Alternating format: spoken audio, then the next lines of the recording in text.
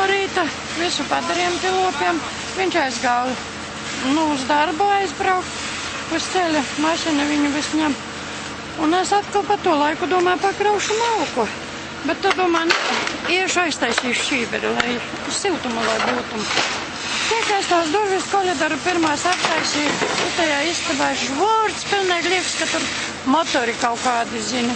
Bet es tagad attaisu durvis, viss dūmu pilns, gribēju kaut dokumentus paņemt. Nē, man acīs viss elpu aizsita, es vairs nekā nevaru.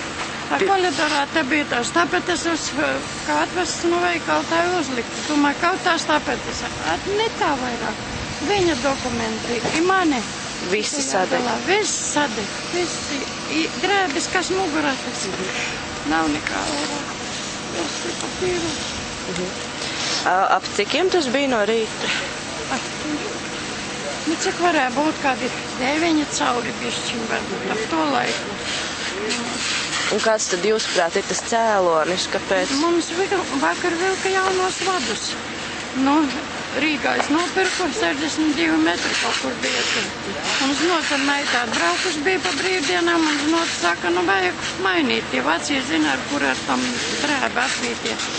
Mēs tagad nopirkam tos plasmasa. Nu, var šitajā istabā viņi mainīja. Nu, Tepat pirmajā? Jā, šitajā pirmajā. Nu, un taisnīgais iegā koļedarā, taisnība šitajā žvordze šausmi. Un te arī tā saldējumā kamera.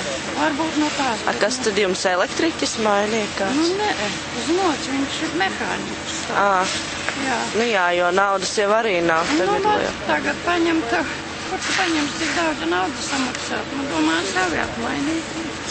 Tur varētu redzēt, ka vadīja ir istabā palikuši, ja nav sadiguši. Ja tāpat, ka iekšā drātis jau jābūt dzīvam. Es mocījos. Telefonā bija iekšā. Nu jā. Jā.